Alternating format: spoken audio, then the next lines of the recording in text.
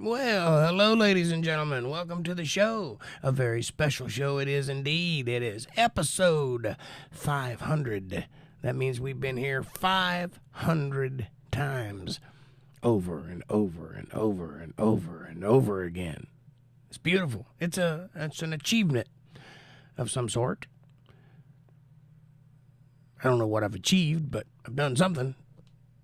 I was alive 500 days in a row. And I was there. I saw it. Welcome. Wah! Hey, Fab Daddy, Julie, MVTV, thank you for the well wishes. Thank you for the congratulations. I don't know what I did, but I did it 500 times. At least. Come in. Make yourselves comfortable. Let's have a good conversation tonight. See what we can get into. I am just about over being sick, but my head is running like crazy. I've been slinging snot all day for the past 2 or 3 days. I'm not running a fever anymore, and all the symptoms have abated, so maybe that's a good thing. But, man, it takes a while to get over this mess. I thought I was over it 2 days ago, and I still got lingering effects. But I worked, and I didn't work today because there was nothing to do. But I was going to work today. I intended to. I was up. I was ready to go. The boss man called me and said something didn't come in that was supposed to come in, and that shot that day all to heck. We got the machine locked down on another thing, so we can't do anything else. I had to wait till a box gets here from the mail, the random mail. You were wiser for 500. Well, thank you. I appreciate that. And maybe so. I'd like to think I've learned as much as I've taught. And plus, that half of those weren't teaching moments. Half of them were just hanging out, So 2 hanging out and 2 teaching. I'd like to think I've gotten better, though. Gotten smarter, wiser. I feel like I have. You never know. Total Blackout Painting is the guy who is responsible for this lovely celestial background we got going on here. If you look really close, you can almost tell it's painted. I hope you enjoy it as much as I do. Check out Total Blackout Painting's Etsy store if you're into that kind of thing. If you like painting, if you like art or the arts, I'm sure he can accommodate. April, good to see you, sweetheart. Welcome to the show. Welcome to 500 episodes. We made it. We've done it. We're here. 500 more coming up.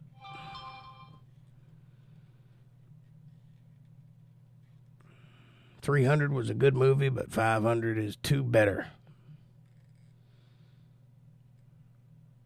I follow that logic. I'm with you.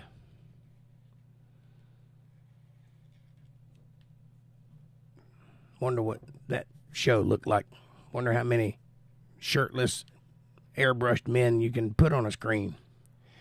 Congratulations to 500. Good to see you. Thank you. Seems like an ordeal. Seems like we've been here for a while. It's good, though, right? It's a good thing that I'm still surviving.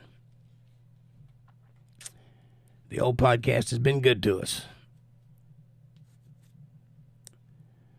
How's everybody doing tonight, says April. News Now, Carolina. What's up, my buddy? Good to see you. Welcome to the show. 69 is my favorite. Well, yeah, I like 77. It's the same as 69. You just get 8 more.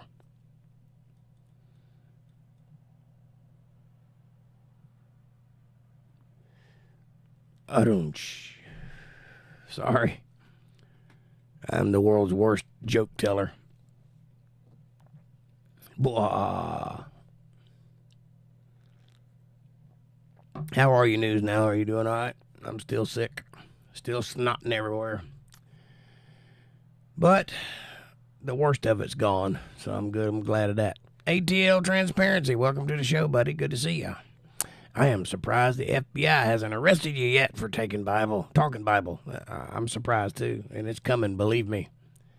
People that are of my particular persuasion have always enjoyed a certain amount of persecution, but especially in today's time, it's coming, believe that. Bubby Watts, what's up, my brother? Good to see you. Welcome to the show. What's Jake's favorite flower? That would be an orchid. Specific orchid, purple one. I like the purple flower. One day I'll tell you the story of the purple flower.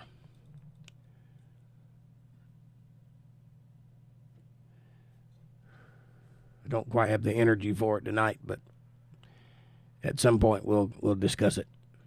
It's quite a unique and rare story of the ages, something you can really sink your teeth into.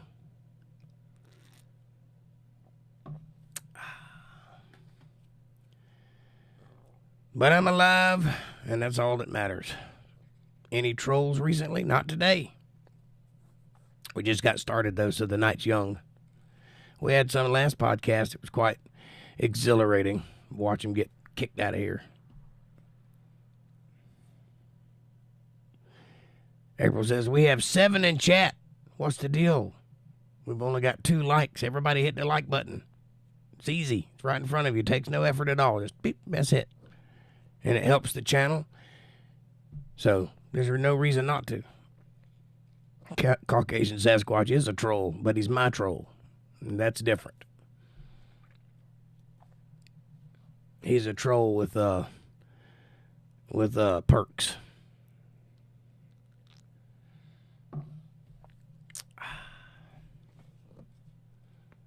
Although it could be fair to say that I've trolled his channel more than he's trolled mine. So, there's that. And I'm not even a troll. I don't even know what the word really means. I mean, I know that there are people I don't want on my channel, but I don't know if there's any hidden agendas or secret reason for being, why trolls do what they do. I don't know. Don't care. There's that. Boom. Yeah, I ought to make that my catchphrase. So there's that. That one, and I'm just saying, those are my favorite phrases. Woohoo, I'm putting our newcomers with wrench. Huh? I'm putting our newcomers with wrench. Kevin and I going out to eat, but I'm tuning in, and so is Kevin. He says hello to everybody. Well, what you're trying to say is that you're not going to be wrenching tonight. Gotcha.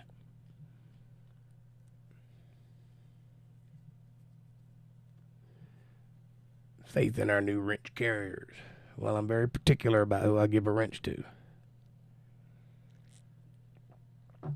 Some people give everybody a wrench. I don't think that's the way it should be. It's a special privilege. Only certain people are aspiring to have that special privilege.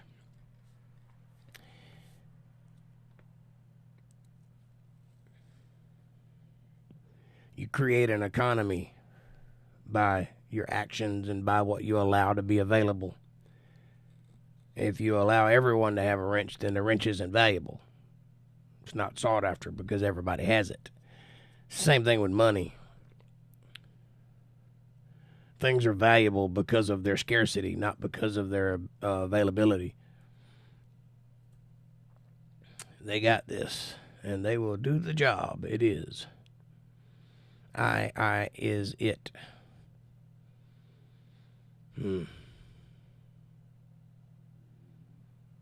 They'll get the job done. I understand. I meant they will do it. Yep, I got you. I'm following. Apologize for the scratchiness in my voice. I'm barely able to breathe with all the snot flying. But the good news is it's coming out, which means I'm getting better. Don't want that stuff to stay in your head. And Wednesday, I sang a little on the podcast, and I had a scratchy voice, and it wasn't very good. But the one thing that was there is I was able to hit a note I've not been able to hit in 2 years. So apparently, having COVID is good for you if you're in my position. So I hope it lasts. I can't make any promises. As I get better, I'm hoping that I'll clear up even more, and I'll be able to sing even more. But I was quite impressed that I was able to hit that note, because for the last 2 years, I've not even been able to come close to it. And I've had to put down a lot of songs because I'm not able to do them anymore. But I'm hoping that whatever happened the first time I got sick in my lungs, that was able to break it up some. And maybe I'm getting better from that. So there's a good silver lining there, that hopefully my voice will be coming back to some degree in the near future, and I'm really hoping for that, because that is my identity. I am a singer. That's what I do for a living, you know. And if I don't have that, I don't have anything. What do I do? Yeah, I don't know what to do with my hands. It's that kind of thing.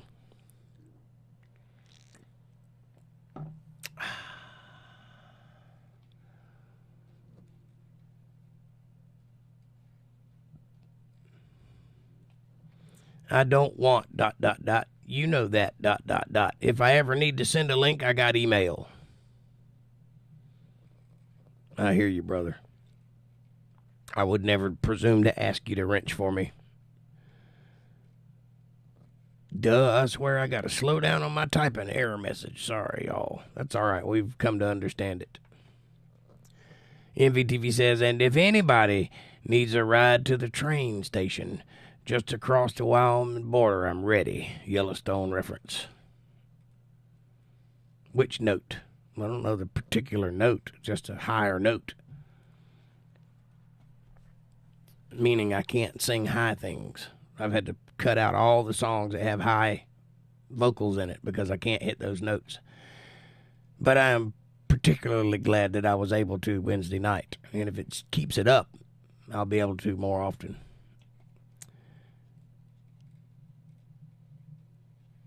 I'm tone deaf. Well, then I must sound wonderful to you then. What a blessing. I wish all the people that listen to me were tone deaf. Then they wouldn't know I couldn't sing. Steady as she goes, April. You and Kevin sound okay. ATL and NCC, are y'all still here? They're here, hiding out in the background. Fab, aren't you tone deaf? I think he is.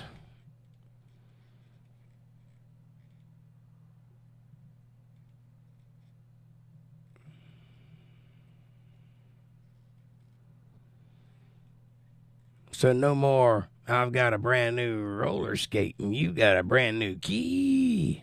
Aha. There's a deep cut. Oh, thanks, MBTV. That made me smile, says April. I want to ride bunnies. Maybe a balloon and 5 leashed rabbits. Man, that'd be interesting. ATL's working on a video. I attached some and send in the jet stream. Well, you know, when riding bunnies, you can't be too careful. I mean, they're quick little bastards.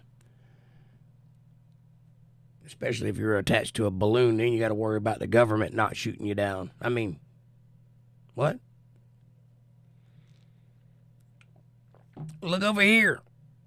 I'm doing something special over here, but look over here. That's what that is, in case you didn't notice.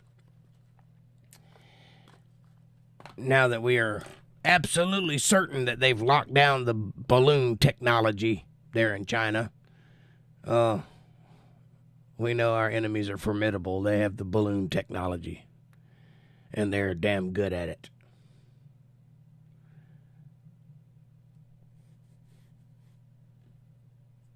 Balloon for your weight, making you buoyant. Yeah, I got the idea. So that the rabbits can pull you along. I'm going for a new farmer grant. Ha! if I can fake it enough, but they require a production list, so I gotta plant something or other than rabbit farm.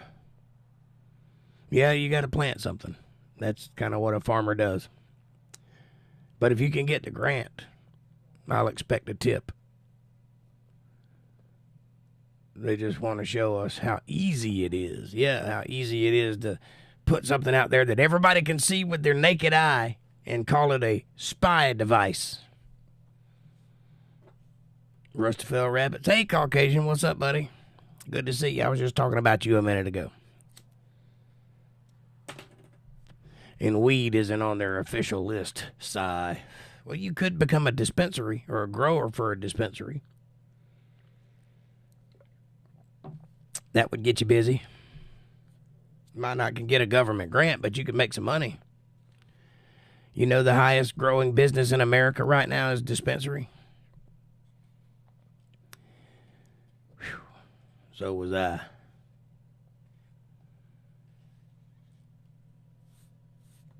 I think the whole thing with the balloon is nonsense, by the way. Because, and hear me out, all other countries use that same type of balloon to study the weather. Hence the word weather balloon. China's no different. The fact that one of their balloons ended up over here is not that unheard of. I mean, when you get in the Gulf Stream, those things can go anywhere. They go all over the world, you know, it's blowing in the wind. And it's, you know, they have satellites, real spy satellites. They don't need the balloon technology. They can already see everything we do. So the fact that they made a deal about it on the news lends me to believe that they're just trying to get everybody to pay attention to it. And there's only one reason you would do that, and is if that's if they were doing something over there they did not want you paying attention to. So that's what I come away from it thinking, that all that was a big smoke screen designed to get everybody's eyes over here thinking about this thing so that nobody's paying attention to what they're doing over here.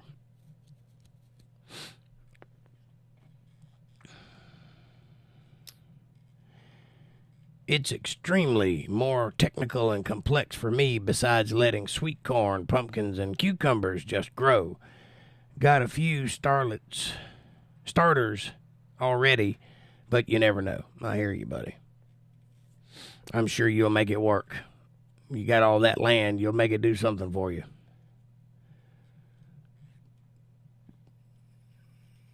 No, I haven't heard.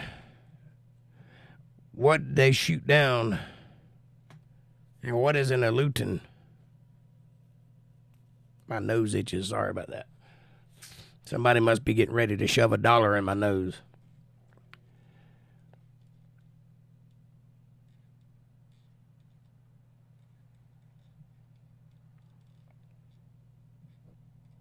Does that say Aleutian? Alaskan Islands. Gotcha.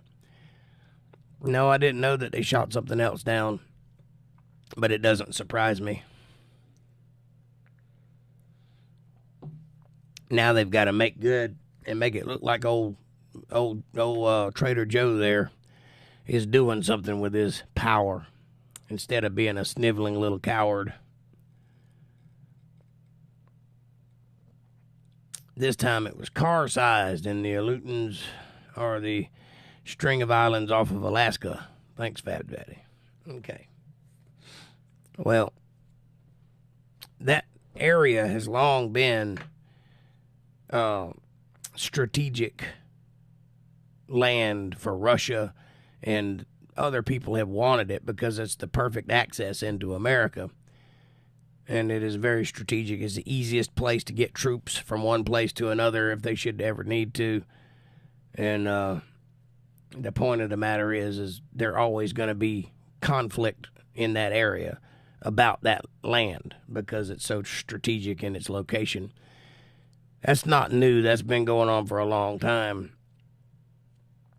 And the fishing is good. Yeah, I bet it is. Money's good, too. I've been offered to do a job or two up there, and they wanted to pay me like $60, $70 an hour to be up there, and you work for 2 hours, and then you go sit in a truck and warm up. That's a pretty good damn job, but you'd have to be in Alaska, and I didn't want to do that. So that's why the Japanese invaded it first during World War II. Only American soil occupied by a foreign power, I think. So far. Who knows what they're doing over there in Guam and all that, but that's all considered American soil, too. Matter of fact, if you went to Guam, you wouldn't be able to notice by being there that you were in another country because it looks so Americanized. They use American money. They have McDonald's, you know. They follow American rules. They speak English. But it's because they've had military base there since the First World War, you know. I worked with Guamanians.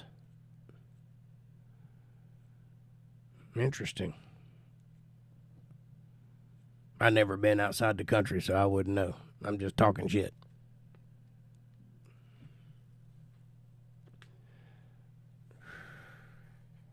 Things I've learned by reading.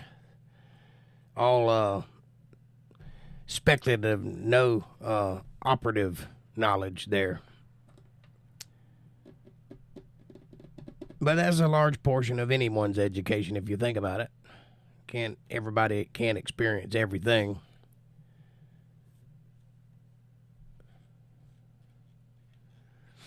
I was listening to Joe Rogan talking to a guy today about Christianity.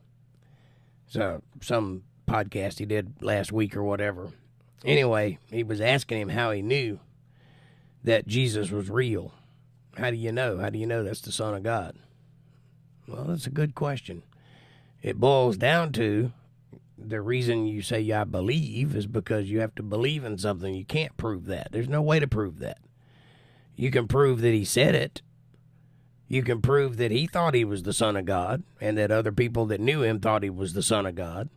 But how could you prove that a human being who lived and died was in fact the heir of the Almighty? There's no way to prove that. Even if you had a DNA sample, you couldn't prove it. You can't prove a negative.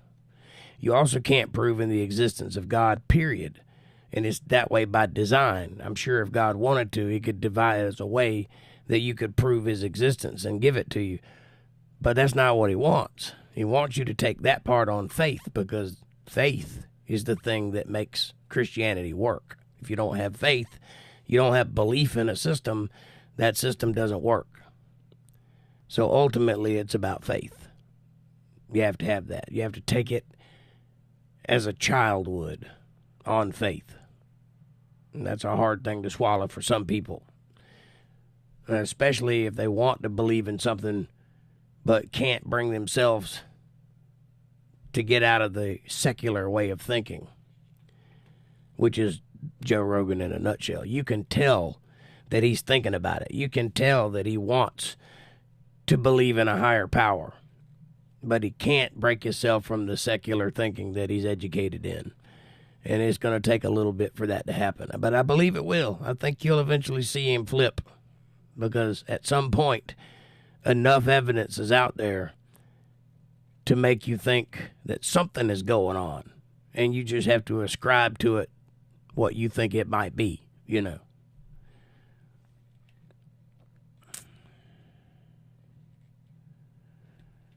Invited him to my home for dinner and a paintball fight. You invited who? Oh, the Guam guy? I got you. Guamanians do not enter everyone's home. It was like hurting them to welcome them. That's interesting. Why? I wonder why. How good are Guamanian at paintball? Better than me. Paintball sting. Yes, they do. I never played it, but it looks like it stings. It does.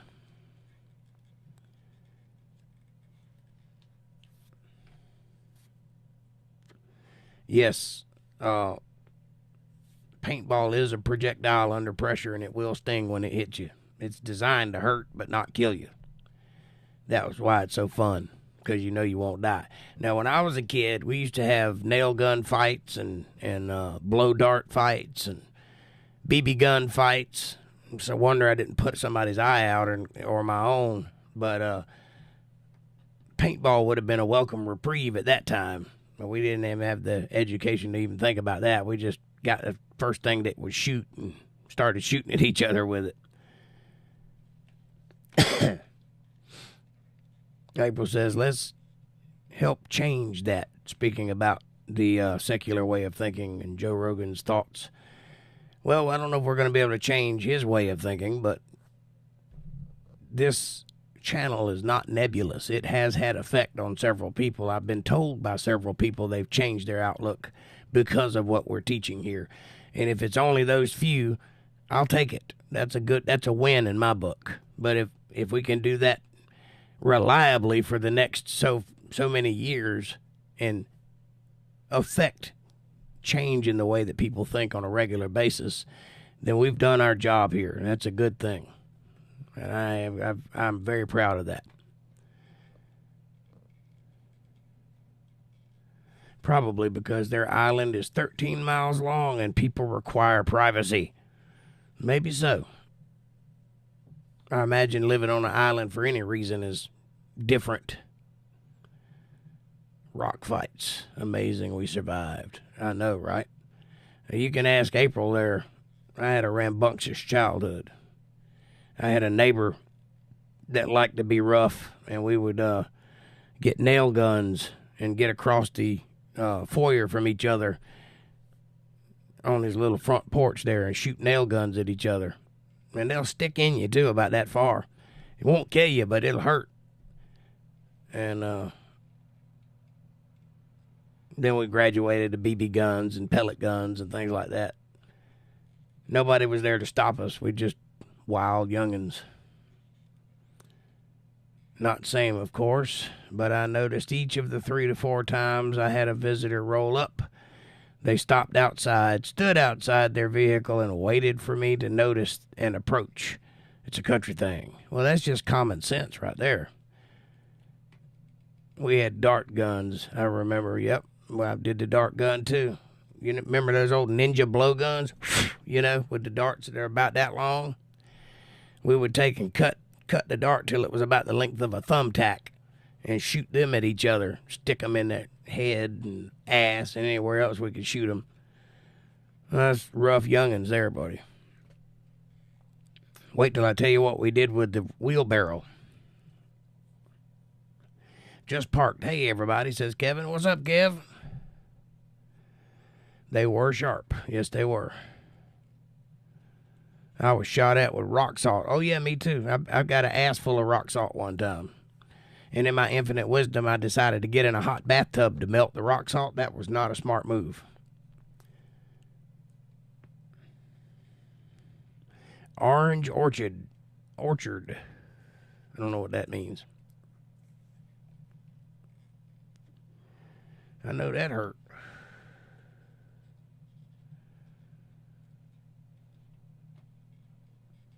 Super Bowl weekend. Oh, yeah. We ought to have us a good old sports update then, shouldn't we? I've been only shot at with real bullets. I've been shot at with a real bullet once. That's kind of terrifying.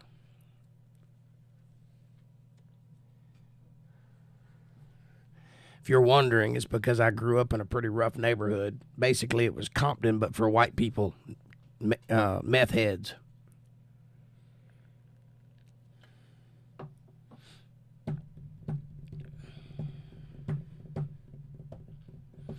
I have had both poets fly over my head. Wow. Bullets.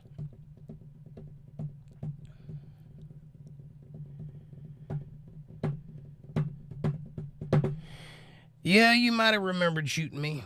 I don't remember that particularly, but I don't remember you being involved in it at all, but I'm sure if you were there. My record for the number of police aiming their weapons at me is 9. I've never had a cop aim a weapon at me. You should properly prepare the Super Bowl by buying your favorite bourbon and having a good steak. Go Eaglets. Well, I can't do either one of those at the moment. But you can do it for me. Have a good steak on my behalf. Of course I was, LOL. I'm sure you were there. I just don't remember it. There's a lot going on back then. One thing that we did, we had this old wheelbarrow, and we took the bottom part of it off where it was just the bucket. And so we just had the bucket. And we drilled a hole in the front of it and attached a rope to it, about 50 foot long. And the other end of the rope we attached to the back of a four-wheeler. And he proceeded to take off with me in the bucket and drag me all over the place on that thing. We lived on a dirt road, so it didn't eat up the bottom of the barrel too bad. But he would turn, and the bucket would just go straight, and then it would snatch and go that way. I don't know how we didn't, at least end up in the hospital, but we did lots of crazy things like that. Blow darts were my favorite. Ha-ha. We just went by the Florida State Fair. Time to get the grandkids and go. Ooh, it's been a while since I've been to a fair. I bet that's fun. MVTV says, at 18, I was mistaken for a nut shooting from his car, and they took me down in great ambush. Screeching tires, shotguns, and long rifles. If I screwed up, they would have Bonnie and Clyded me. No sports update tonight, just college basketball, and no one cares until March Madness. Well, then you won't get one of these. Not one of these. Not one of those.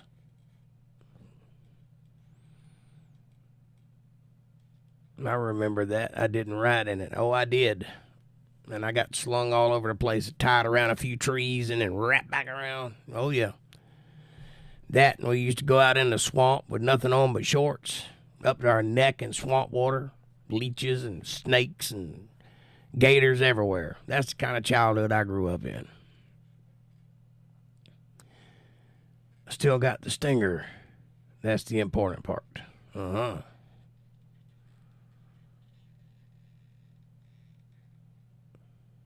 Well, you got to be careful when it comes to Bonnie and Clyde and you. You can end up being in trouble like that. I haven't been in that situation. I did run from the cops one time, and I got my ass beat for it, but no guns. I lost 9 out first to 10 games of 9-ball today. Wow. That's not good. Y'all hang on a second. I got to blow my nose. I'll be right back. Listen to this. Hold on. I can't find it. Where'd it go? There we go.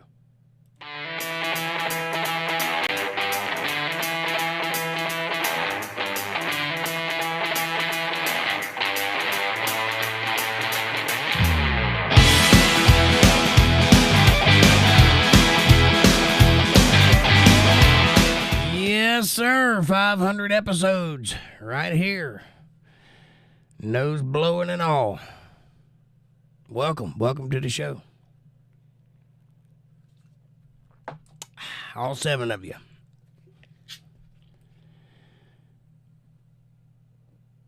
But bet you get some shots in. Coffee.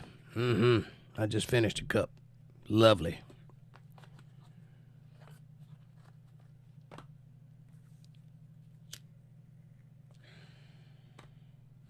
I got to go tomorrow. I got to go and do a video shoot for my band. Make some videos so we can do some booking. That's going to be interesting. I'll see if I can't film a little of it and put it out. Show you what I'm up to. Oh, you going to leave us, April? I see how you are.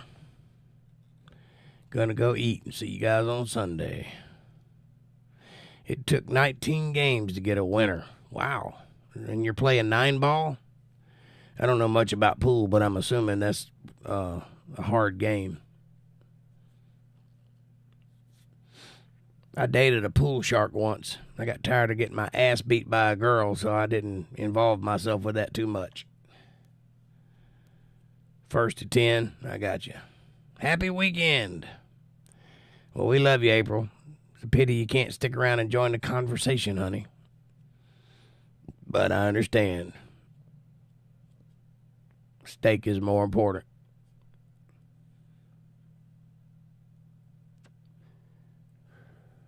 Episode 500, and you're cutting out early. Don't know how I feel about that. That's all right. I'm here. Might even play a song for you guys later. What do you want to talk about? What do you want to see? You want to look back on outtakes, or you want to think about the future, what we're going to do later? You tell me. Coffee on for me now. The well water is fine to drink, but has too much sodium and iron in it for most. I have to buy bottled water, or those jugs that went from $4 over it to $8. Big hassle and expensive. Yeah, I would never buy water. Water's free. The only water I buy is the water I pay for that comes out of my tap. Other than that, I ain't buying water. Then 2 months ago, I realized snow was water. Great stuff, easy to scoop up. Yeah. Just get you a little fire going and put it in a pot and melt it down, and you got you some water. Where did your dog go? Did you eat the dog?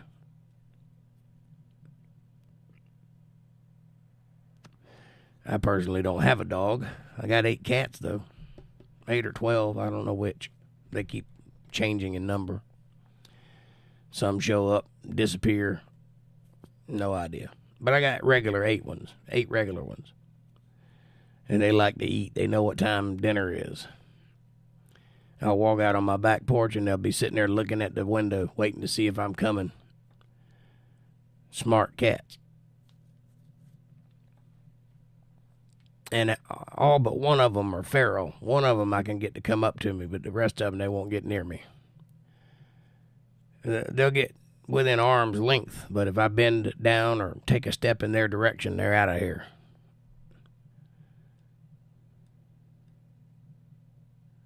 Oh, I know what you're talking about. It's there, it just fell over. Yep, it's there.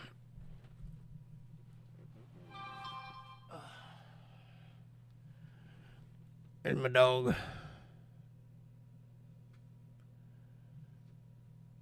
He's happy. See, his tail's up.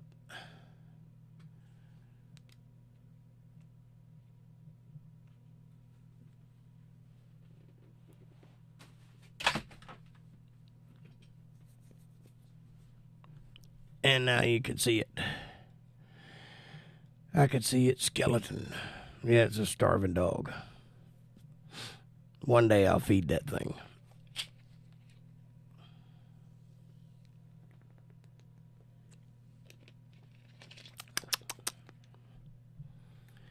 I gotta tell you, being sick ain't no fun, but I'm glad it's over. That's a rough week there. And because it's COVID, I didn't want to get around anybody else, so I stayed to myself the whole week. So I didn't go anywhere. So that means I'm out of everything. I got to go grocery shopping and all that stuff. Same with 2 rabbits now. They'll hop right up. If they see me, probably will get them killed due to that cats. But they seem to know the difference, yeah? Especially if you're feeding them. They know where to get food at. But I believe I'd be done shot me a couple of them, because rabbit's pretty good food. Especially if you're hungry. I always said that if the world ended, I'd start a rabbit hutch immediately. So I'd have rabbits and chickens. And those two things will feed you for a long time. Because the rabbits breed real fast, so you can keep up the stock, you know. Eat a couple of them and breed and keep them going like that. I had this idea one time. I haven't had one cold, flu, or sickness in my memory, but worked infectious wards and all the rest.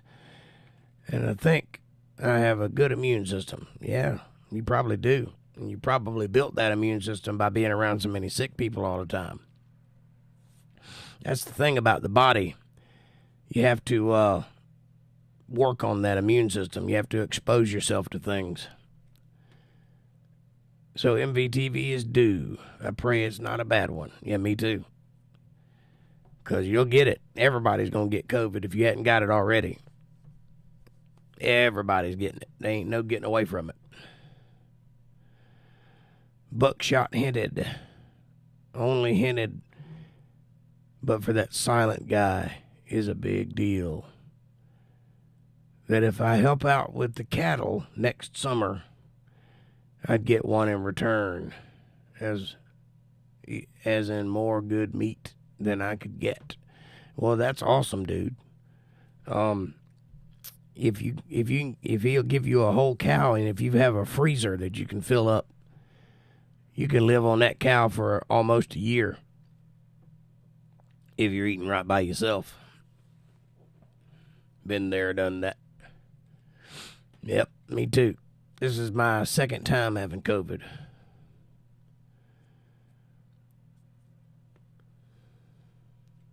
First one was the bad one. That's the one that was killing everybody. I got that. I was sick for like 5 months, and it lingered. Turned into pneumonia, which is why I lost my voice. Scar tissue or something. I don't know what it was.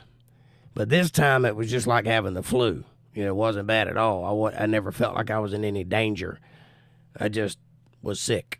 You know, bad headache, bad body aches, fever, coughing, you know, that sort of thing. Then I lost my sense of taste and smell. I still hadn't got that back yet. Everything has a sticky, sweet taste to it, but it's not good. And there's that. I'm going to have that bait on a t-shirt. There's that.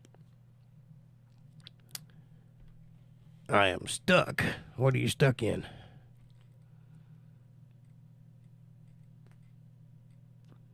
Why are you stuck? Allow me to tell you how to get unstuck. He's holding back 200 from a 500 herd for bad times. Or if things really go to hell.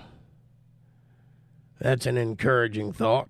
One cow gives a lot of meat. I was surprised. Oh, yeah. One deer does, too. I usually kill one deer every year for 2 reasons. Number 1, because I like venison. And number 2, because hunting and butchering is a skill. And if you don't keep that skill sharp, you lose it. So I do that once a year. I don't need to. I can go eat at the grocery store, you know. I don't need to hunt. But you got to keep those skills sharp because one day you might need to have that. And if the economy keeps going the way it's going, I would highly recommend everybody here learn how to hunt for that reason. Learn how to hunt, learn how to fish, because you may need it.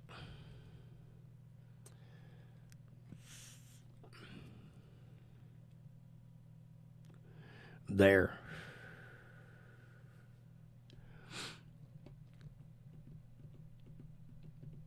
Been stuck. What are you stuck in? Elaborate. I don't know what you mean by that. There's always transients and the homeless. Now, they don't taste very good. They're usually slow on the run. Yeah, they don't taste very good. I would recommend you learn to hunt animals.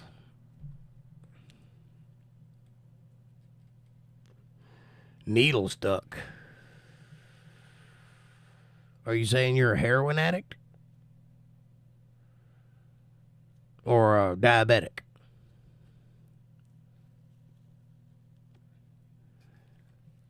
Either way, that's terrible.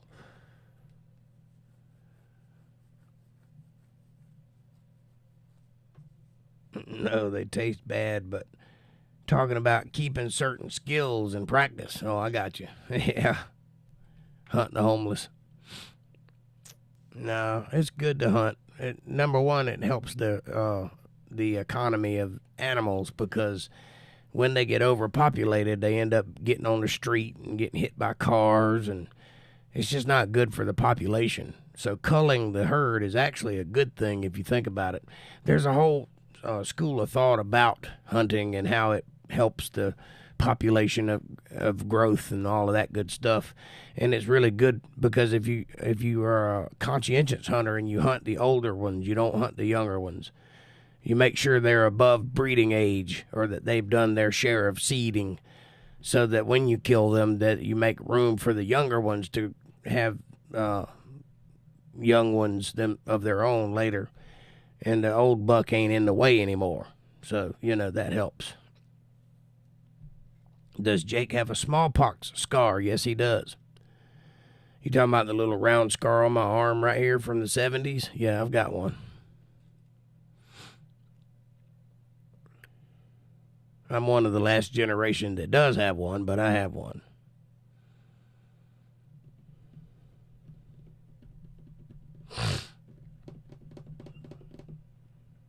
Same. Yep. Yeah, I still remember that day. They've come in and stuck me in the arm while I was in school. I'm not for that, by the way. I don't think that's a good thing. I believe in the mumps, measles, and rubella vaccination. I think all children should have that. But I don't think that what they're doing now is good for people, and I don't think that it's healthy. The last time I took my kids to the pediatrician, they wanted to give them a series of shots that would have been about 70 shots altogether. And they wanted to start them with like 10 and then do it every 2 months. They wanted to come back and get more. And I'm like, you're not putting all that garbage in my kids. They're not going to be exposed to all that mess in the first place. And there is a such thing as doing things for money. And they're doing that. They're just selling vaccines. And, no. Too many jackass pretend hunters here. Plenty of honorable ones, too.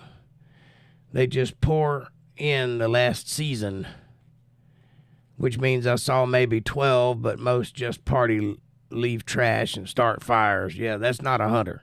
That's some, I don't know.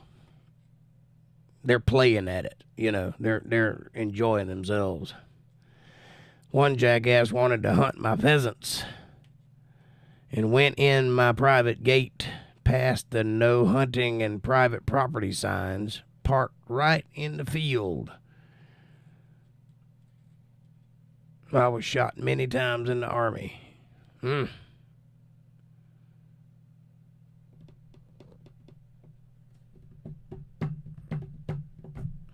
That's not good. Privacy.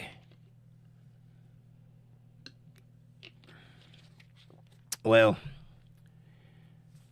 I don't believe in sport hunting. I don't have anything against you, like mounting the head or whatever. You're not going to eat the head anyway, but I would never hunt an animal for that reason. If he had a big rack when I shot it, then maybe, but it wouldn't be the reason I was shooting a deer in the first place. And I don't think sport hunting is a good thing. I think that's a bad thing. But if you're going to do it, the whole tag-out system that they got going is pretty interesting and a good way to keep control of that, But for me, personally, I want one animal a year, and that's to put in my freezer to eat. And I'm thankful of the meat, and I'm in contact with where my food comes from. I do all the processing myself. I don't take it to a outside source. I do the butchering and everything. I clean the animal myself. I hunt the animal myself. Whole 9 yards. Because the whole point in doing it is to be able to do it. Otherwise, why would you bother, What's the point in hunting an animal when you can go to the grocery store and get beef pretty reasonably priced, or whatever. So the whole point in hunting is to be able to hunt, to have that skill set, to be able to butcher, to know how to process meat and keep it fresh to eat, and all of that stuff. And I think everybody should know that. Every male anyway, every head of a household should know how to do that for the sake of their family, because it's going to come to a point where you may need that. I went out and requested he depart and began arguing with me. He began arguing with me. The guy before let me. Kept arguing until I forced him to unsnap the holster and ordered him off the property. Oh, until you were forced to unsnap your holster. Yeah. Scary. You got to stay away from people like that. I hate needles. So, of course, to expand my training, because I am a phlebotomist, a blood drawer, we practiced on ourselves. Would have quit day one, but was the only male, so it's a pride thing. I recall no technique now. Kosher butchering. I'm not sure there's a such thing. I was trained in IV. You need to learn how to butcher using kosher techniques. Why? I'm not Jewish, and I don't care. As long as the food goes in here and comes out down there, we're good. If that situation changes, then I might have to learn something different. But I can butcher an animal by myself in under an hour, processed and put away. I'm okay with that. We wanted to learn how to place IVs, but never a part. I learned in ICU, but that's an art. Now that rhymed. Has nothing to do with being Jewish. Really? What does kosher mean?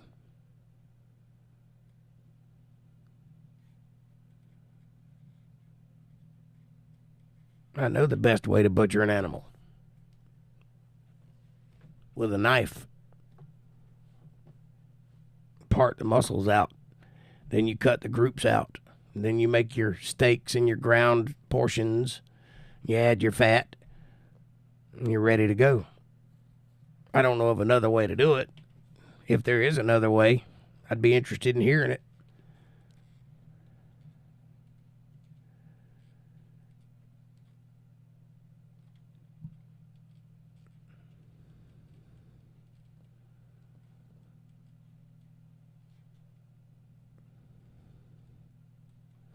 The safest way to butcher without spoiling and of the meats.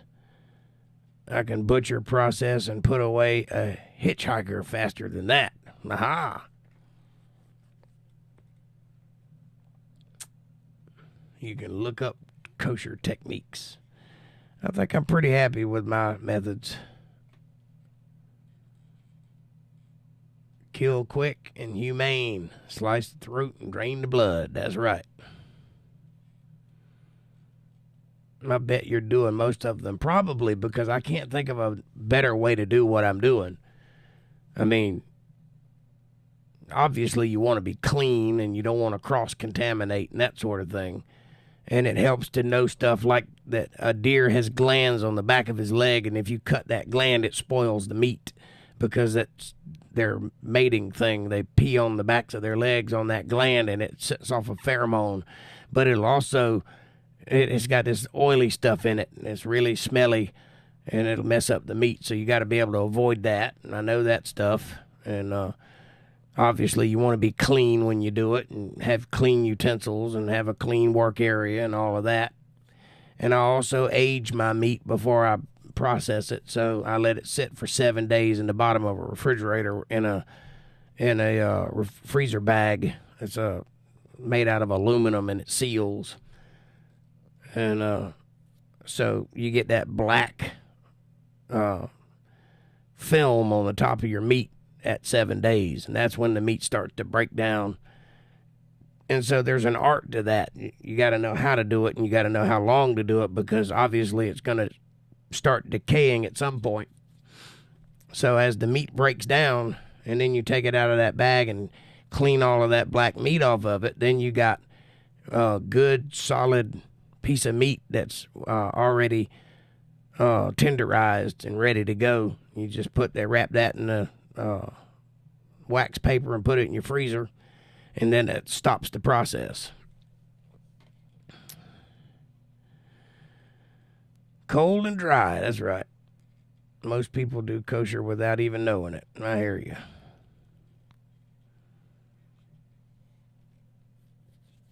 But I can't really think of another way to do it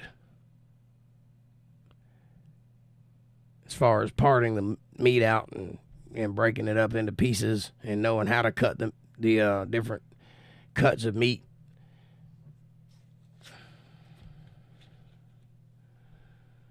I found keeping the meat dry one of the most important facts, yes. Dry and away from contaminants.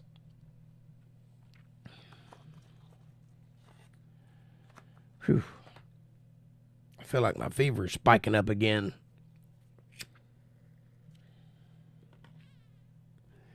This thing is lingering on me. I've been over it for 3 days, and I've been feeling sickly every day after it. I know I'm not, what's the word? Contagious. I'm not contaminating anybody anymore. But I still feel bad. It seems like it just don't want to go away. And right now I feel like, you know how you get when your skin starts getting hot right before your fever kicks? That's how I feel right now.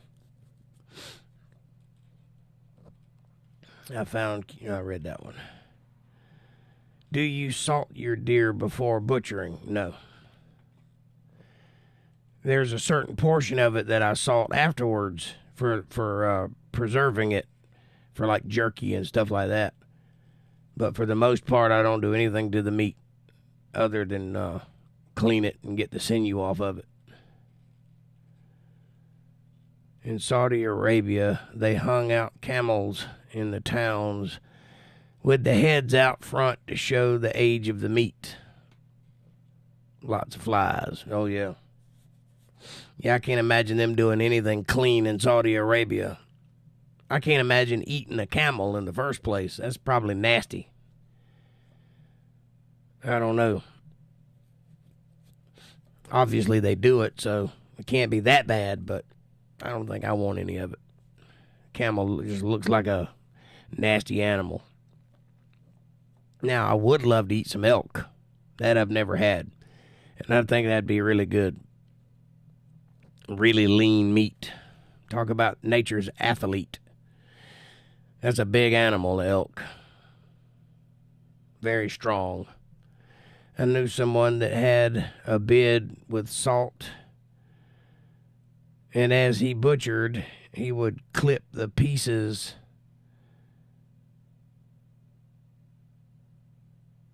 in salt and hang them. Yeah, he's making jerky.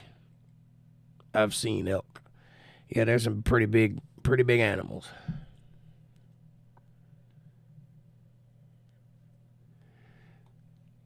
Yeah, it sounds to me like that guy was drying out the meat and making jerky with it. So that's one way to do it, is to pack it with salt. Bigger than deer, smaller than moose. I'd like to eat one, I know that. I don't know if I'd want to go hunting one, but if I ever come across somebody that's got some, I'll sure take a piece. He aged his deer. Yeah, I aged mine too. I only aged it for 7 days, though. I know people that age it for like 3 weeks. But you got to be up in a cold climate to do that. Or have a place to put it. Have a refrigerator just for that. Elk is the big prize here. Supposed to be quite a lot, but have only heard of them here. When I first moved here, going home at night, a bull stood in front of the car while its harem passed into the field. Julie says, my dad makes jerky out of my pet goats. He said she was too tough for anything else. Yeah, goat meat is good, though. I've had some goat meat before. He would get a few deer a year, though. Yep. He would age the meat in salt. I just put mine in an airtight freezer bag that's made out of aluminum so that it'll stay cold, but all the stuff will stay in the bag, because it will leak over time if you ain't careful. And I put it in the bottom of an old refrigerator I got out in the barn, keep it at 32 degrees, and let it age for a week before I process it and put it away. And I find that makes the meat tastier and tenderer.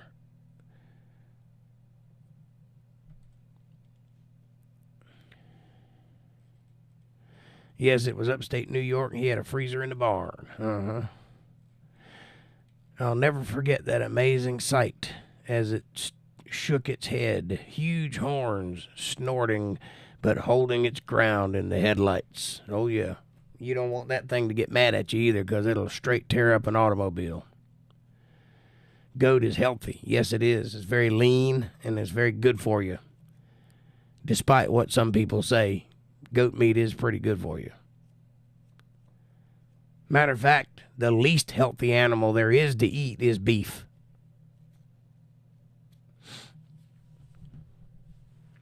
And probably pork. Baking soda will make the meat tender. Yeah. Yes, it will, and so will papaya juice. There's a trick for you. I learned that trick. If you can find it, 100% papaya juice, and soak your meat in that like a marinade. Just soak it. Just let it soak in papaya juice, and that effectively does the same thing as aging it. It breaks it down, makes it tender. I don't like duck. I've tried it before, and I ain't crazy about it. It's gamey tasting. I know a lot of people do like duck, but I don't. I'm not one of them.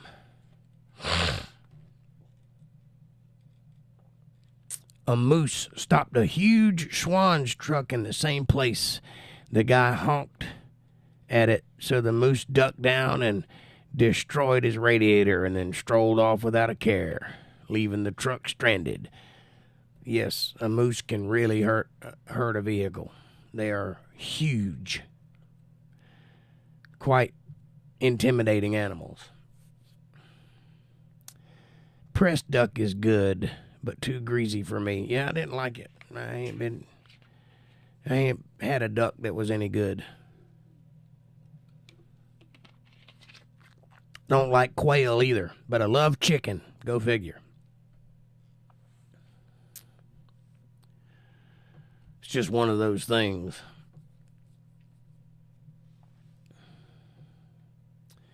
To me, chicken is like the perfect meat.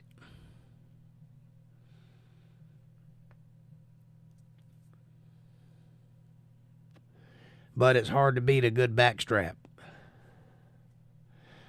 One of my favorite meals is to take that backstrap and cut it into little silver dollar sized chunks and fry it, and then cook scrambled eggs and grits with it.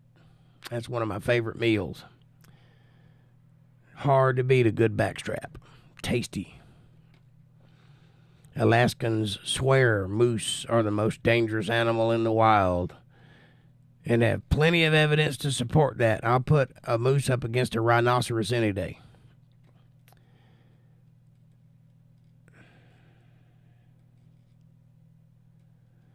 Feast, roast, wild turkey are the best birds. I like turkey all right. At certain times, it's a little too dry for my taste. But if it's cooked well, it's good stuff. I've acquired the taste for turkey. I didn't used to like it at all because it's dry and it's too white meat, and I like dark meat. But I've acquired a taste for turkey. But chicken is just the best. I can't spell. I hear you. In North America, geez, else I'd pick the great white. They're actually not that dangerous, great white sharks. not as dangerous as movies would have you believe they are anyway. You're not on the menu. They will take a bite out of you to see if you're any good, but for the most part, sharks do not eat people. The problem is the tasting. They just give you a little lick to see if you're something they want to eat, and then they'll leave you alone. But the problem is they'll take a leg when they do that.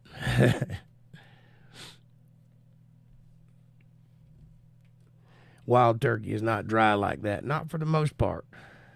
I have had good turkey. But for, a general rule, turkey is kind of dry because it's white meat and it just don't have the same kind of juices that dark meat has. And it's a big bird, so it takes a lot to cook it and all that good stuff. Commercial turkey is dry because they plume them up with chemicals, yeah. Oh, that's true of any animal commercially gotten, and I'm a big proponent of natural things. I like my vegetables out of a garden, and I like my meat off of an animal that I shot. I think that's the best way to be.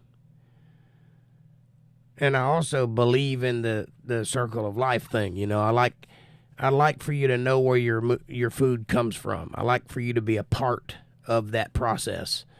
It makes you respect it more. It makes you value the food and the camaraderie with the family and the whole 9 yards. It's just better all the way around. Strictly Strange, how goes it? Welcome to the show. Come on in, take your shoes off, set a spell. We're just talking about hunting.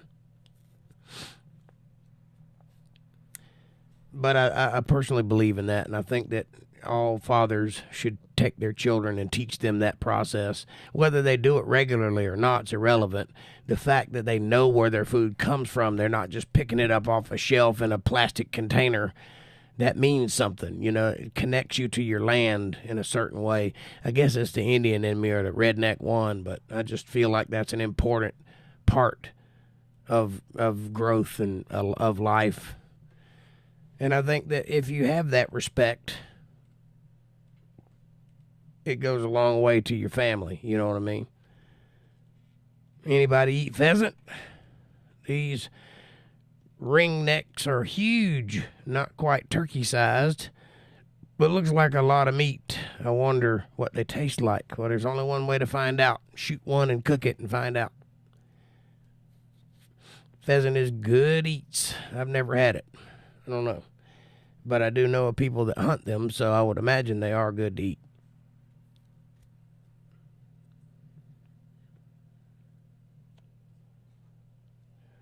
Same with a grouse. I've never had one of those either. But there are people that collect tags and go hunt those things. So I imagine it's good eating.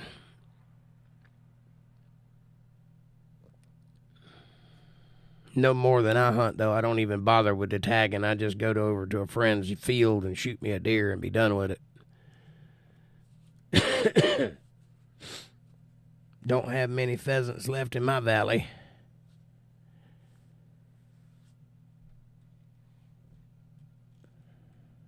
Plus, you get some good pimp hat feathers. Yeah. Well, there's always a silver lining if you're into feathers. Those big Indian headdresses have got to come from somewhere, right?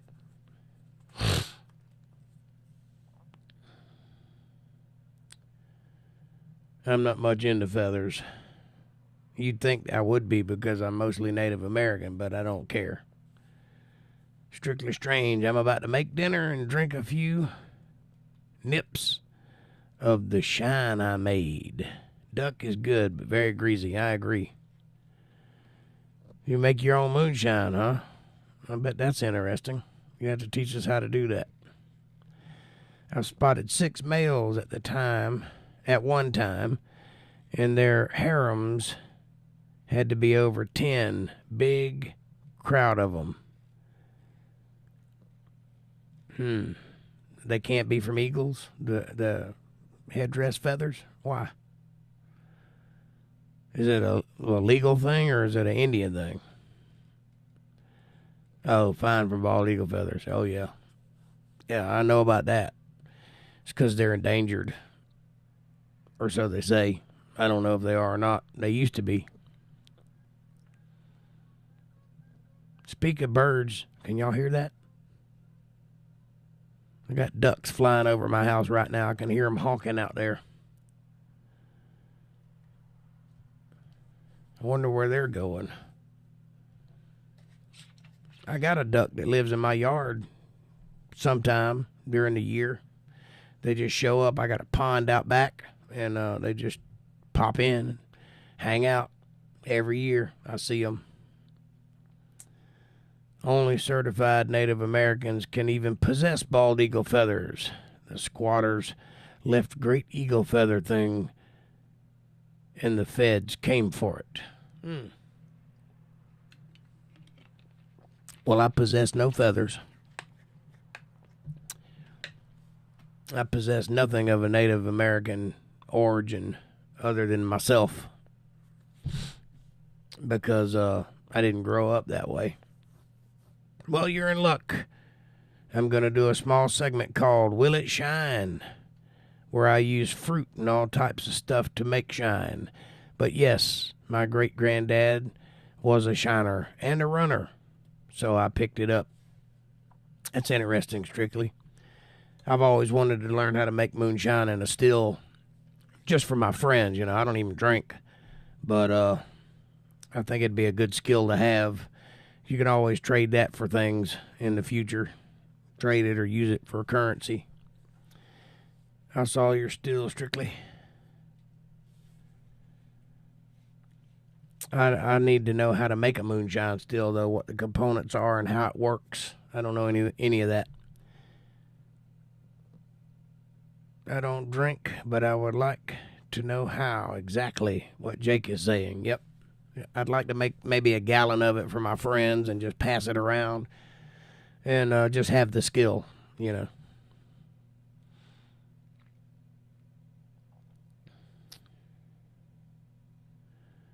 I'm a collector of skills. I will find you, and I will kill you. I have a particular set of skills. I will hunt you down and skin you like a deer, put you in my freezer. I wonder why they didn't make that movie.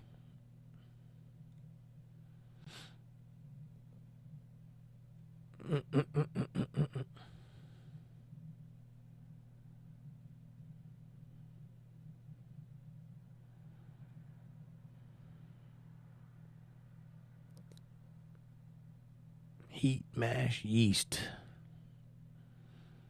I know the components. I just don't know the way to do it. You know, I know that it involves condensation, and what you're collecting is the condensation from the cook. But I don't know how to put all that together. I've seen it done, but I've never really looked closely. I can't recall the phrase, but jack of all trades and master of none, that's the phrase you're looking for. You can buy a still. I do know how to make it. It's just pricey. It's really easy. All you do is boil some fruit or grain, add sugar, and let it down to 80 degrees, and add yeast and let it sit for 2 weeks. Wow. And fermentation. That's it. Well, I knew there's a method to it, and I know that, you know, the old timers used to do it quite regular, so it's not like, you know, rocket science. I'm sure it's doable. I just never got into the particulars of it. And I know that you have to make a still out of certain stuff like copper for its cleanliness and its ability to not rust. And I know that you use some kind of mash, some kind of corn mash. So I hear. And I don't know about the yeast and the sugar.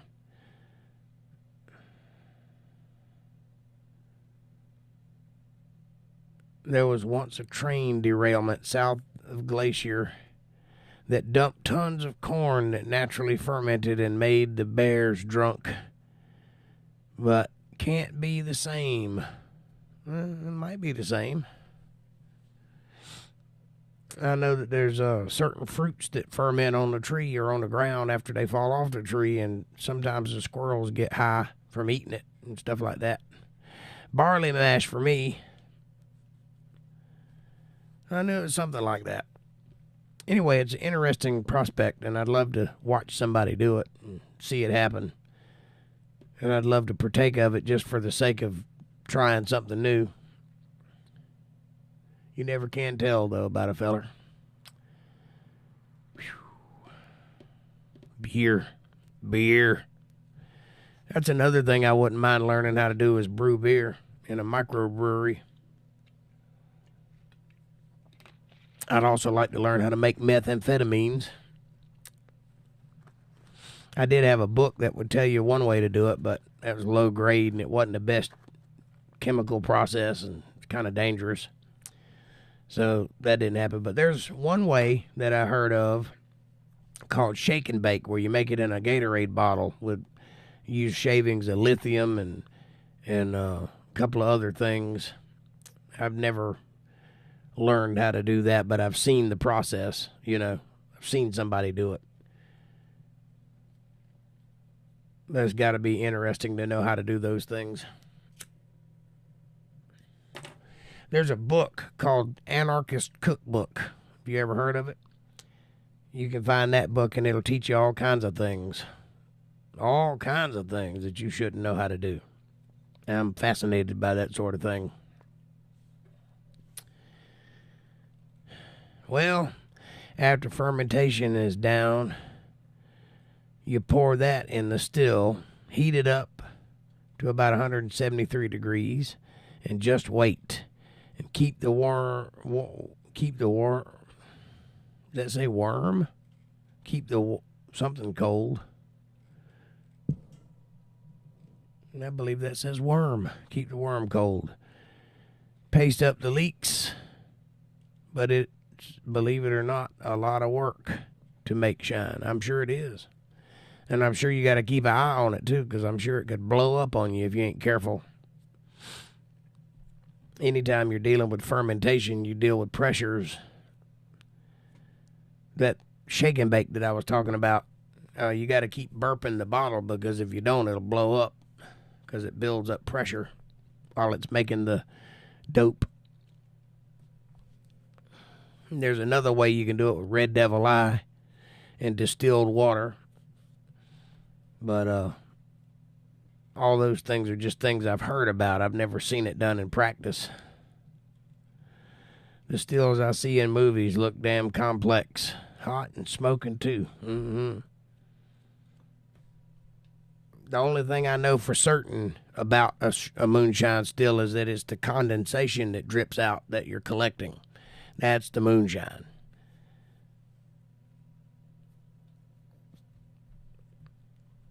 All right, folks, it's 9:48. Won't you do me a favor and hit that subscribe button, press the bell icon so you get notifications of when I'm going to be online and when my new videos drop. Smash that like button. It's right in front of you. It takes no effort at all, and it really does help the channel with the algorithms and helps us get recommended to other people. So won't you do that, please? Share this video with somebody you love. Better yet, share it with somebody you don't love. Bring them into the family. Make them part of the fold. Be part of their solutions, not part of their problems. Leave comment down below and let me know what you're thinking about. Question me, curse me, bless me, challenge me, confront me, conform with me, drink my Kool-Aid. Make your own Kool-Aid as long as you're thinking critical. That's what I want. Critical thought coming from that brain of yours. And hey, if you see the value in what I'm trying to build here and you dig what I'm doing and you'd like to help out, you'd like to support my work, or if you feel led to send tithes, offerings, or love offerings to my ministry, or if you just like to pat me on the back and say, hey, nice job, Jake, I got your back, you can do that. You can support my work by going to paypal.me/jakejohnsonband, or if you're a CashApp user, you can go to $JakeJohnsonBand. Every little bit helps. It's a win-win. It's a blessing for me. It's a blessing for you too, because, God notices these things. Now, I will do everything in my power to be worthy of that support and that confidence. And now, I will round out this video by remaining in question mode. All right.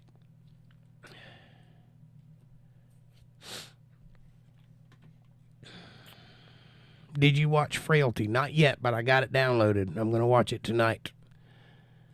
A worm is the coil, the condensing coil. Yes. Has chance to explode. Ugh, that's terrifying. Only 7:49 here, but 90 minutes already? Yeah. Feels like it. It's 9:50 here. Time flies when you're babbling in comments. Yes, it does. Oh no, you have the pot which boils, then the thump keg, and sometimes gin baskets, then your worm, aka the condenser coil. The thump keg is to distill it for the second time, and it also takes out stuff. So that's how you clean it. I got you. Takes out impurities. I don't know what a thump keg is, but I would imagine it's part of the process. One day I'm going to find somebody that has a still that can show me this process step by step, and that I'll be interested in. MVTV cannot make fun of that shirt, Jake. Huh? What's wrong with my shirt? It's just a Noose River shirt. It's got a fish on it.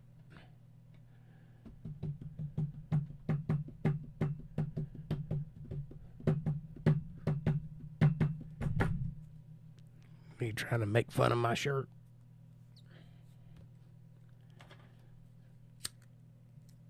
I normally wear a button down for this, but I was just not feeling like it, so I just didn't put one on. Just for you, Jake. I'll make a video of the process, and I'll tag you, too. Thank you, sir. I appreciate that. That means a lot. I would love to see it. It's a T-shirt. MVTV doesn't like collars. Oh, okay. I like collars. Oh, no. One look at my fashion and nothing to say.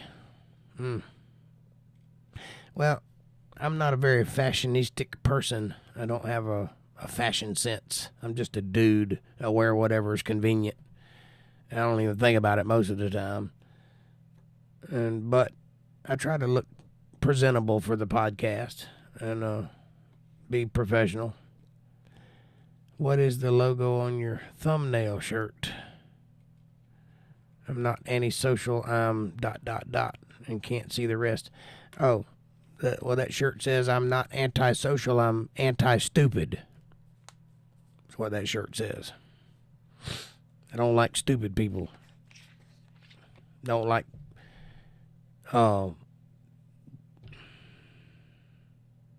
It's not really about dumb questions because I don't believe there's a such thing as dumb questions. If you're asking questions, you're clearly thinking about it, so that's not dumb. But there is a certain type of person in the world today that I do not care for in their mentality and the way they think or lack thereof.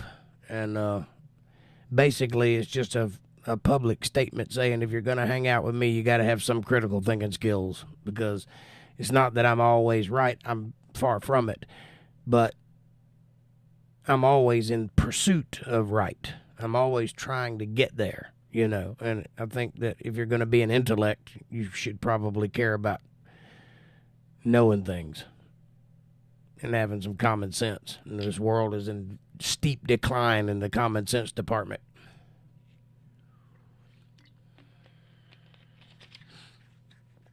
Absolutely strictly strange. Says, my mama says the dumbest question is the one you don't ask. That's right. Total Blackout Painting, welcome to the show. As usual, you're coming in hot at the end. But welcome to the show, and thank you for the background. It's lovely. Be sure to check out Total Blackout Painting's Etsy store, folks. He is one hell of a painter and has some new stuff coming out, so check him out. Oh, man, I'm sick. Well, shit. I ain't going nowhere just yet, buddy. I'm here for you. Still reeling from the COVID, but I'm getting better every day.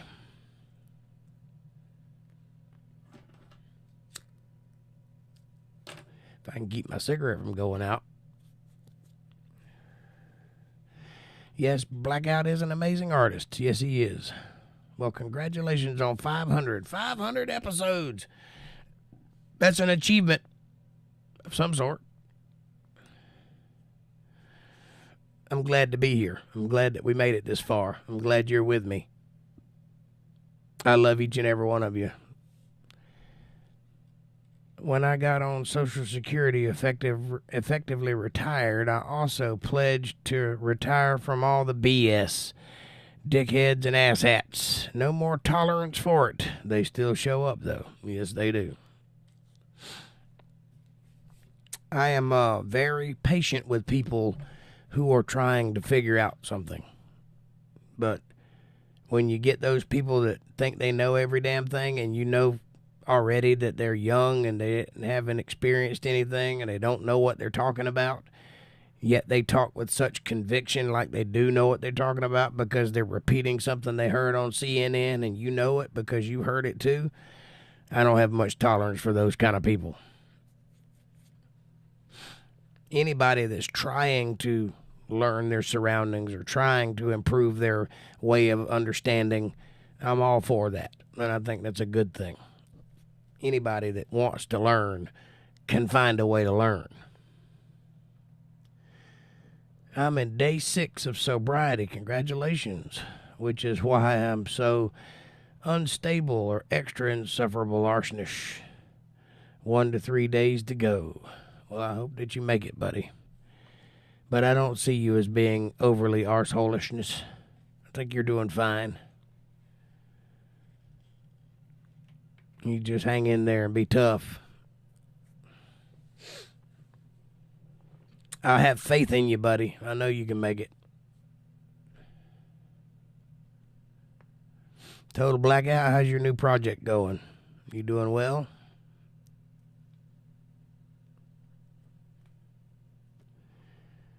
MVTV, you're going to make it, man. You got us for support, says Strictly Strange. Yes. Yes, you do. We got your back, buddy.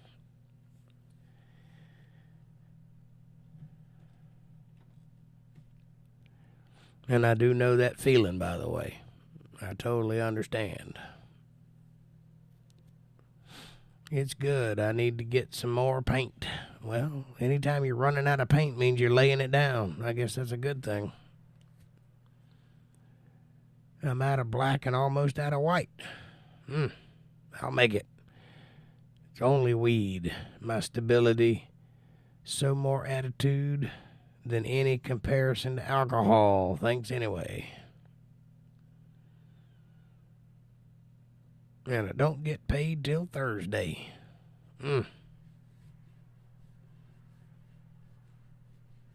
Well, go slow and use some different colors. I'd say black and white's probably pretty important, huh?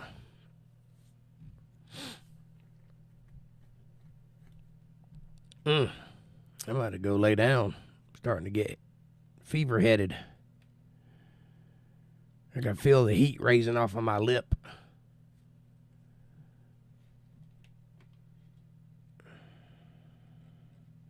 Dude, I've been there, man.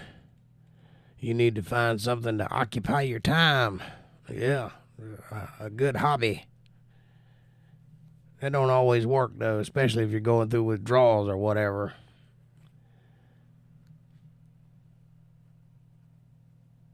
Sometimes that's the only thing you can think about.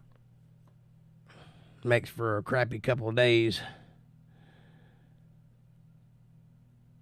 Yep, I have lots to do, but just shut down in between. Blech, the China virus is shitty. Yes, it is. And it's lingering, too. I'm through the worst of it, you know. The headache's gone and the body aches are gone and the big heavy fever is gone, but I still have this light tinge of fever and it's just hanging in there. It just won't let me go. And I'm still running at the nose and all that. And I just feel bad now. You know, I just got that blah, yucky feeling. And I guess that's going to be a couple of days of that, and then it'll eventually fade away. But it ain't nothing to joke about. And I don't recommend it for anybody, although everybody's going to get it. Have to be in the right mind for writing and painting and other things. Total blackout painting. May agree as a real painter. Oh, yeah. Oh, man. You got the big C. Yes, I do. Or I did. I had it last week. I got it on Thursday last week. So I was sick all through the weekend in bed, down for the count. Then I started getting better Monday, Tuesday. Tuesday I went back to work, and I felt fine Tuesday, like I was over it. Wednesday, I spiked a fever at work. And yesterday, I spiked a fever at work. And today, I'm spiking a fever right now. So it just hasn't let me go yet, I'm through the worst part of it. I'm sure of that. But the yucky feeling just hadn't subsided. I'm still fighting it. Take some more Alka-Seltzer Plus and go to bed. See how I feel tomorrow. Yeah, man, I dig that Montana Vigilante.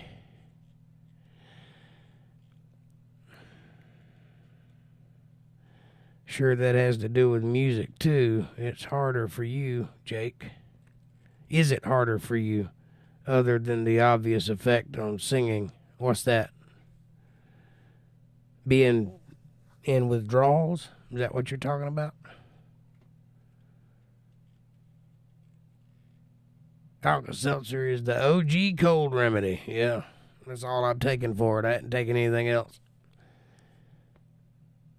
MVTV, I'm not sure I understand the question. What are you asking about? Is harder for me than other people for singing? Being sick, you mean? Playing music, if not feeling well. Yes, it is hard to get it up, so to speak, if you don't feel good. But music can make you feel better.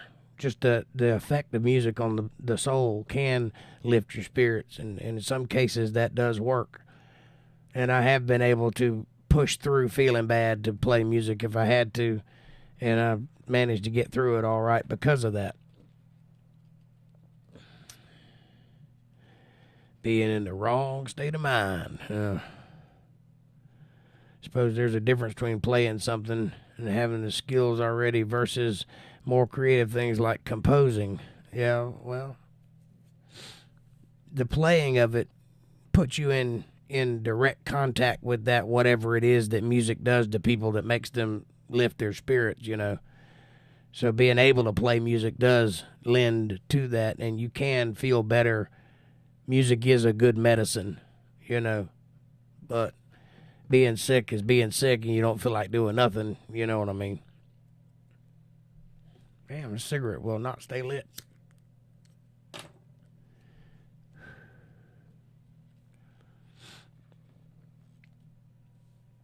But I suppose that you can get the same effect from listening to music as you can playing it.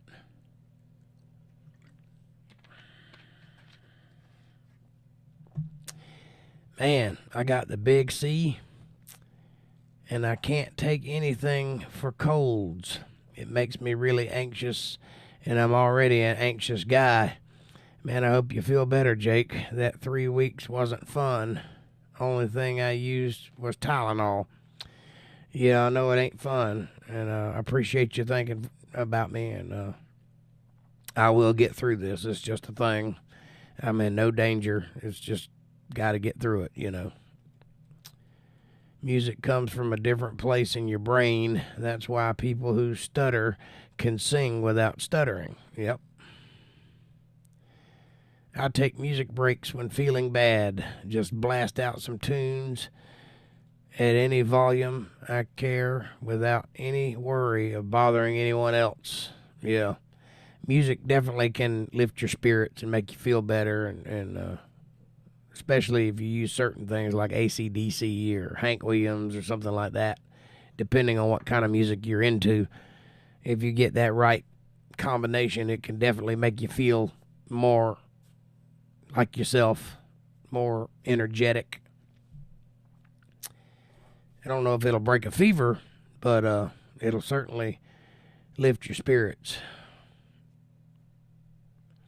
I was lucky when I had it. I had one bad night, and the rest was minor cold for a few days. Well, I had 5 bad nights, and the rest is minor cold and flu symptoms, just I feel like I'm running like a 99 degrees temperature. I'm definitely running a fever now, but it doesn't feel to be too high, Music is the bridgeway from earth to heaven. It can be.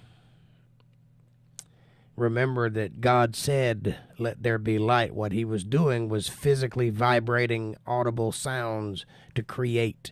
So music, in effect, created the universe, which means it can create as we speak. And that's why when you feel music in your heart, when you feel it, when it touches you, it's actually creating something in you. Music has that power. Music is a creative force. It always has been. That's where the term universe comes from, a single spoken phrase, the universe, because God said, "Let there be," and it was. But the actual act of that is vibrating of notes, which makes music. And there's a scripture about the stars singing, and there's definitely musical things happening in the universe. And if you think about music, what it is a stack of thirds. You can see the majesty in that. The harmony in what music does, and you can see the hand of God in its work. It's a beautiful thing. As Fab Daddy noted, the next time I get sick may be a bad one. Not near any other people for months at a time, too. So that may make me more susceptible. It might. Truth, Jake. I like music. I can relate to not just stuff that sounds good, right? It's not about sounding good. There's different types of music. There's the music you like, but there's also music that doesn't have any sound quality at all, but it's still music. There's a thing where scientists flew by Saturn and they filmed it making a sound. It's got a vibration to it. It hums. And it's an annoying sound when you hear it. You can play it back. It's on the internet somewhere. And it sounds pretty much like static. But it is music nonetheless. That planet is producing an audible sound that, in conjunction with the sun's audible sound and, Jupiter's audible sound, makes a harmony. And the universe is alive with that sort of thing. And it's fantastic to think about. But it's not necessarily something you'd want to sit and listen to, but it's still beautiful in its own right. I have had several times, when especially blasted, that I dream vividly of tunes and whole songs that go right in the heart, but recall nothing. Maybe a brain replaying others' work, though. No, I've had that same dream. I've dreamed a hit song, and I knew it was a hit when I was thinking about it in my dream, and I thought, in my dream, if I can remember this when I wake up, I'm going to write it down, because that's a hit song for sure. And as soon as I wake up, it's gone. I have it's like a fleeting memory. It just disappears right before my very eyes, and I can't recall it. So kudos to people who can wake up and write that shit down, because I ain't ever been able to do it. I have a theory that people may have certain frequencies, like sonic matching natural vibrations, and destroy the object, that will freeze or shut them down. Well, you're not far off. That is true. There is a vibration to everything. Everything has a vibration. And if you find that frequency and match it, you can affect, damage, or creativity on said thing. Nikola Tesla was famous for nearly bringing a building down for doing this very thing. He found the frequency of the building, or the concrete in the building, and caused it to vibrate so that it almost came tumbling down. He got in a lot of trouble for that, but that is a true statement. And if you know what you're looking at, it could be a valuable study. That Elizabeth song was amazing you played on Sasquatch's show. Thank you, Strictly Strange. I appreciate you. Yes, I'm hearing it, responding to it, and then wake up and what the F? Vividly remember enjoying it in awesome wonder, but then again was half asleep, brain doing its own thing. Resonance. There you go. It's a resonance. Well, thank you, Strictly, for the compliment. And there's, if you look at last night's podcast, I played it, so you can go back and check it out on last night's podcast if you wish. I don't really feel up to playing it at the moment, but I'm sure if you hang around long enough, I'll play it again. Resonance. Yes, that's it. All right, boys and girls, we've made it to the top of the hour. It's suspected that the Cuban government was doing it at the embassy in Havana. There's tons of unexplained sicknesses. I think they actually closed it as a result. Yeah, I heard about that. Using a resonance weapon, I mean. They don't know for sure. They just know that some people had some adverse effects, but they don't really know what caused it. But they suspect it was some sort of resonant weapon or sound or some kind of vibration that was causing it. And that was all the rage a couple of years ago in that embassy.